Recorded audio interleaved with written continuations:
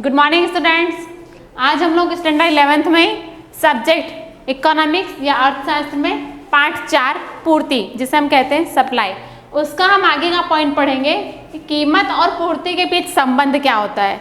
तो कीमत और पूर्ति के बीच संबंध, जैसा कि मैंने आप लोग को पहले ही बताया था कि कीमत और पूर्ति के बीच हमेशा धन संबंध देखने को मिलता है या पॉजिटिव संबंध देखने को मिलता है। अगर कहा जाए तो किसी भी वस्तु की अगर मान लीजिए कि कीमत बढ़ रही हो तो क्या हो जाता है, उसकी पूर्ति भी बढ़ जाती है, और अगर किसी वस्तु की कीमत घट रही हो तो पूर्ति भी क्या हो जाता है, घट जाता है। क्यों ऐसा देखने को मिलता है? क्योंकि मार्केट में या बाजार में जो भी व्यापारी होता है वो कीमत बढ़ने के बाद ही पूर्ति बढ़ाता है। इसका मतलब ये कि वो लाभ कमाने का उसका उद्देश्य होता है। तो इस तरीके से पूर्ति और कीमत के बीच जो धन संबंध है उसके दो रीजन है।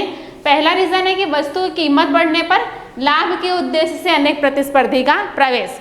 जैसा कि मैंने आपको पहले ही बताया कि अगर किसी वस्तु की कीमत बढ़ती है, ठीक है, कीमत बढ़ रही है तो पूर्ति बढ़ेगी, और अगर कीमत बढ़ी है, पूर्ति बढ़ी है, तो कीमत बढ़ने के बाद क्या होगा, उसे लाभ प्राप्त होगा। और यही लाभ प्राप्त करने के उद्देश्य से अर्थतंत्र में या बाजार में अनेक प्रतिस्पर्धी क्या करते हैं, प्रवेश करते हैं। मान लीजिए कि कोई बाजार है, वहां पर पहले 1 इकाई या 2 इकाई थी, ठीक है, वो 1 इकाई या 2 इकाई किसी भी प्रकार की वस्तु की प्राइस बढ़ने पर उसकी पूर्ति को बाजार में बढ़ा दे रहे हैं, लेकिन अब उनको क्या हो रहा है, ज्यादा से ज्यादा लाभ प्राप्त हो रहा है। क्यों लाभ प्राप्त हो रहा है? क्योंकि कीमत क्या हो रही है, बढ़ रही है। कीमत बढ़ने के बाद में अगर लाभ प्राप्त होगा तो उसी लाभ को देख करके और अनेक इकाइयां क्या करेंगी, प्रतिस्पर्धा के स्वरूप में, प्रतिस्पर्धी के स्वरूप में क्या करेंगी, बाजार में प्रवेश करेंगी, और बाजार में प्रवेश करके उसी तरीके से जो वस्तु की कीमत बढ़ेगी तो पूर्ति बढ़ा के वो लोग क्या करेंगे, लाभ प्राप्त करेंगे। सेकेंड है कि उत्पादक का लाभ, उत्पादक जो होता है उसका महत्तम लाभ का उद्देश्य होता है कि जो भी व्यक्ति होता है वो क्या करेगा, किसी भी वस्तु का अगर उत्पादन करता है तो वो उत्पादन के पीछे उसका मेन टारगेट होता है कि ज़्यादा से ज़्यादा लाभ प्राप्त करना। तो इस तरीके से कीमत और पूर्ति के बीच ये दो धन संबंध हमें देखने को मिलते हैं। अब हम पढ़ेंगे पूर्ति में विस्तार और संकुचन। तो पूर्ति में विस्तार और संकुचन को पढ़ने से पहले, उसको आकृति के द्वारा समझने से पहले हम समझेंगे कि पूर्ति में विस्तार किसे कहते हैं और पूर्ति में संकुचन हम किसे कहते हैं। तो जैसा कि हमने ऊपर देखा कि वस्तु की कीमत बढ़ेगी, प्राइस बढ़ेगी तो पूर्ति क्या हो जाएगी, बढ़ जाएगी। तो जब वस्तु की प्राइस बढ़ती है तो पूर्ति बढ़ती है, उसे हम कहते हैं पूर्ति में विस्तार। और उसी तरीके से जब वस्तु की प्राइस घट जाती है तो पूर्ति भी घट जाती है, उसे हम कहते हैं पूर्ति में संकुचन। तो ये क्या है, पूर्ति में विस्तार और संकुचन की डेफिनेशन है कि अगर किसी भी वस्तु की प्राइस बढ़ रही है तो पूर्ति बढ़ेगी, तो उसे हम पूर्ति में विस्तार कहेंगे, और किसी वस्तु की कीमत घट रही है या प्राइस घट रही है तो पूर्ति घट रही है तो उसे हम कहेंगे संकुचन। हम इसे आकृति के द्वारा समझेंगे, और आकृति को समझने के लिए हमने सबसे पहले यहाँ पे तालिका बनाया है। तो तालिका देखिए, सेव की प्रति केजी कीमत रुपए में, कि जो भी सेव का किलोग्राम है वो उसकी प्राइस बताई गई है इसमें।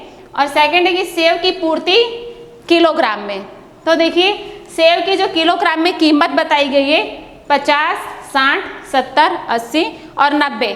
इसी तरीके से सेव की पूर्ति किलोग्राम में बताई गई है 200, 400, 600, 800 और 1000।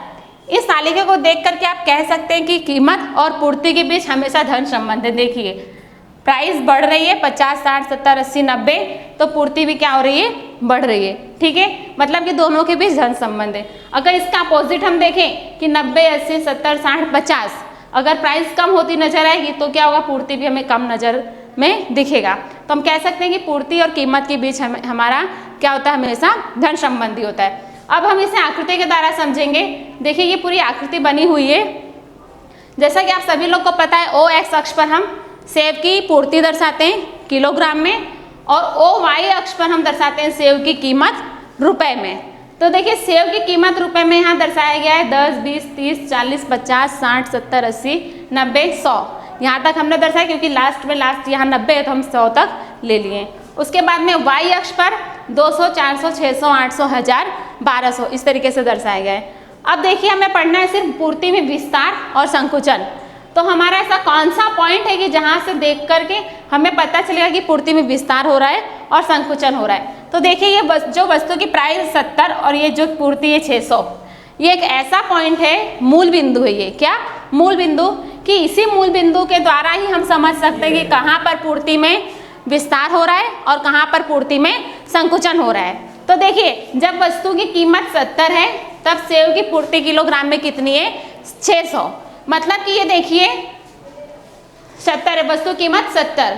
तो देखिए ये रहा 70 पर ये क्या है, बिंदु तैयार है, ये ए बिंदु 600 और कीमत 70 को जोड़ती स्पर्श करती ए बिंदु हमें मिली है, ये हमारी क्या है, मूल बिंदु है। ओके, तो अब इस मूल बिंदु से अगर हम आगे की तरफ बढ़ते हैं, जैसे कि 70 से अगर उसकी कीमत 80 हुई या 90 हुई, ठीक है, तो अगर ये वस्तु की कीमत बढ़ी 80-90 हुई, तो हमने जैसे कि पूर्ति के विस्तार की डेफिनेशन देखी थी या पढ़े थे कि सेव की कीमत अगर बढ़ रही तो पूर्ति क्या हो रही है, बढ़ रही है। उसी तरह सेव की कीमत 70 से 80-90 हुई तो सेव की पूर्ति जो किलोग्राम में है वो 600 से 800 1000 हो जाएगी। तो देखिए ये 600 से उसके बाद में 800 और ये 1000, मतलब कि ए बिंदु से सी बिंदु की तरफ हमें क्या हो रहा है, विस्तार देखने को मिल रहा है, जो पूर्ति में विस्तार का जो हमारा परिभाषा या जो हमारी डेफिनेशन है उसके अकॉर्डिंग।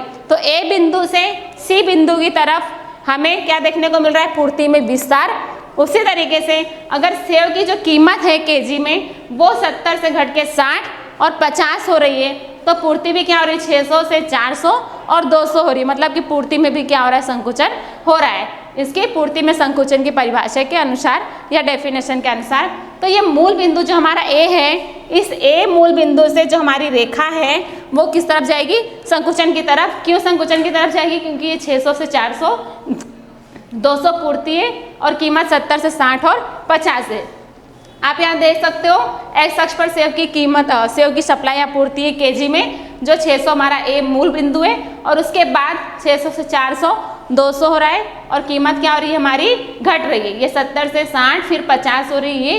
इसलिए यहाँ ए बिंदु से लेकर के बी बिंदु के बीच जो भी हमें संकुचन देखने को मिलता है हम उसे कहते हैं पूर्ति में संकुचन।